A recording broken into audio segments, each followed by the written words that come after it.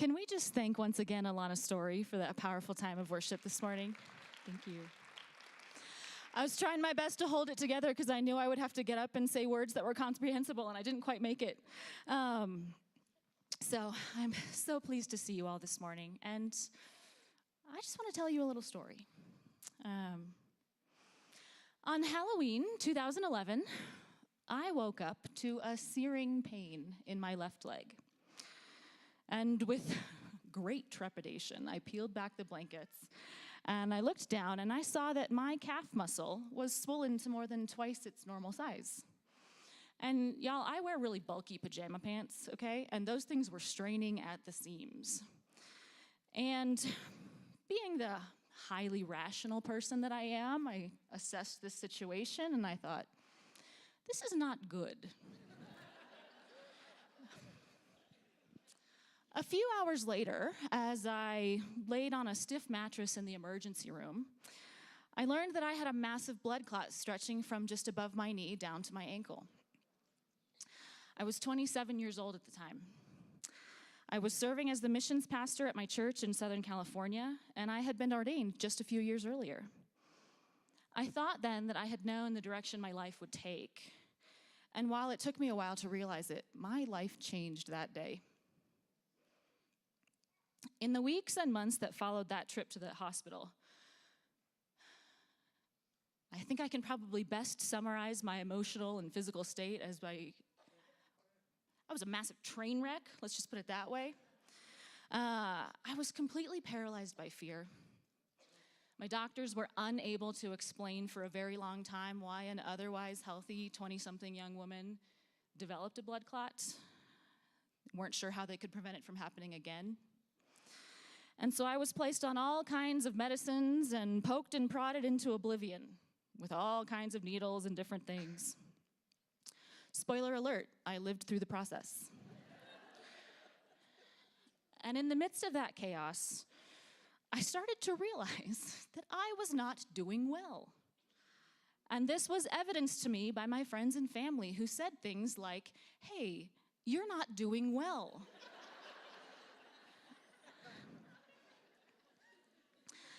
As I neared my literal wit's end, I enrolled in a writing workshop at UCLA in a kind of last-ditch, desperate attempt to help myself process through the chaos that I felt might actually engulf me.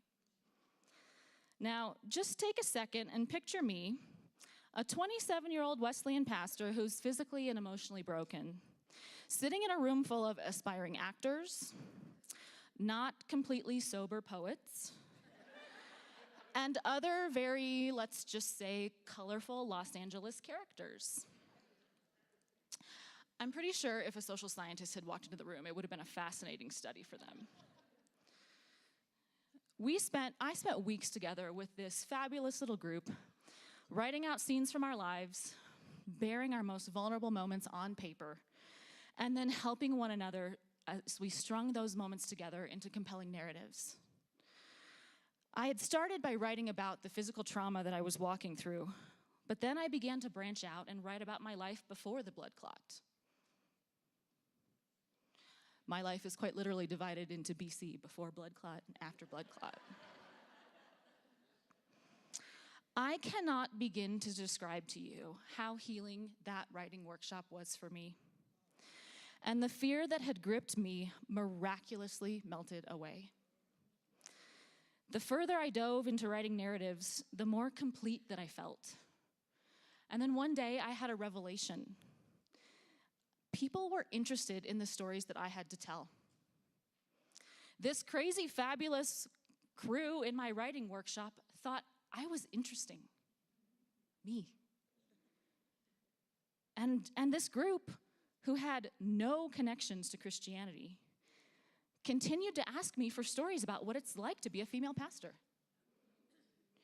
And as I continued to share my stories, I saw new ideas about what it means to be the church, what is possible in the church, emerge and take shape in their minds as new possibilities took hold for them. Slowly, I realized that God was inviting me to reimagine what my life could look like. C.S. Lewis said that long before he became a Christian, his imagination had been baptized by reading the stories of the great George MacDonald. And this laid the foundation for his future. Well, that little writing workshop in Los Angeles baptized my imagination in a new way and showed me that my calling as a minister is to help the church tell better stories. God has given us the incredible gift of imagination. And we are the ones who limit that imagination, who put boundaries around what is possible. And sadly, I know this all too well. I stand before you today as a woman nearing the 10-year anniversary of my ordination, but for much of my life, I never could have imagined that was possible. I grew up in a wonderful Christian family and had always been deeply committed to my faith. But for a good portion of my life, the idea that woman and preacher could be synonymous was not within the realm of my imagination. As a child, I had schemed about becoming an architect, and then later an astronaut, and a lot of other things. And then later, when I left these gorgeous Rocky Mountains where I grew up, and I went to attend a Christian university on the West Coast, I majored in political science. And then, when I was a senior in college, a professor invited me to this thing called the Wesleyan Holiness Women Clergy Conference. I didn't really understand at the time what any of those words meant. But I knew that she was gonna pay for it. And I was gonna get a free weekend in San Diego. And it was there, for the first time in my life, I encountered clergy women. I saw women preach and lead and do it well. And I realized that my imagination had been too small, that there were possibilities my mind had never been able to conceive of. And all these years later, I can't tell you everyone that I met or who preached, but I remember that it was marvelous. And I remember that I could not deny the stirring of the Spirit that I felt. And I remember that I went back to my room each night and bawled my eyes out because I did not know how to process the new reality that was before me. And the stretching of my imagination was not comfortable. 3 short years later, as I knelt on an altar, and the first female general superintendent of the Wesleyan Church laid her hands on me to ordain me into the ministry of the gospel of Jesus Christ, I learned the true meaning of serving a God who can do more than we can ever ask or imagine. So maybe you're sitting here today, and God is calling you to reimagine what is possible for your life. And if that's you today, then I am standing with you, and I hope that we have a chance to connect before we walk down this mountain together.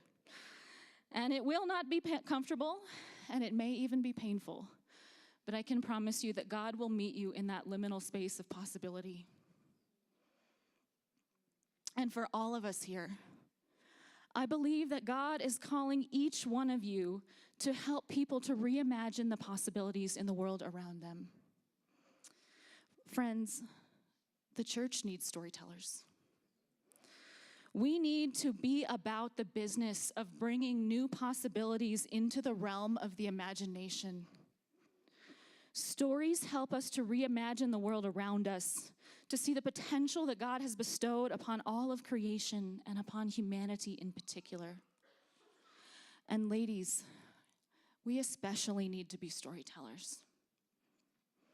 If you're a woman in leadership, your very existence helps others to reimagine what is possible, as it did for me, as it did for my writing workshop friends in Los Angeles, and as it can do for so many others. Your stories are what the world needs to hear, because the possibilities you represent leave many people with quite a bit of room to stretch their imaginations. And I'm not talking about condensing your life saga into a few bullet points or writing an exhaustive autobiography, okay? Those things do have value.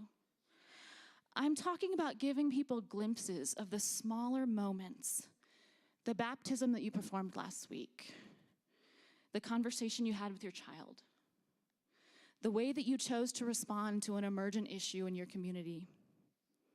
Stories that showcase your life as a follower of Christ invite people to reimagine the possibilities around them. Why else do you think Jesus told so many stories? One of my great joys right now is that I get to work with people on a regular basis to help them identify and compose their stories through Sacred Alliance, a ministry center at Wesley Seminary that seeks to advance the gifts of women in leadership, and which you all should have received a brochure at some point this weekend about. Check us out at thesacredalliance.org. There's my plug. As the editor for the Story Collective at Sacred Alliance, I firmly believe that we can use stories to reimagine new possibilities for women and men, but more importantly, for the greater work that God is doing in the world. And so my challenge to you today is to ask God what new possibilities need to enter the realm of your imagination and the imaginations of those around you, and to get to work helping the church to tell better stories. And if you'd like to submit a story to the Sacred Alliance Story Collective, I would really like to partner with you in that. Thank you.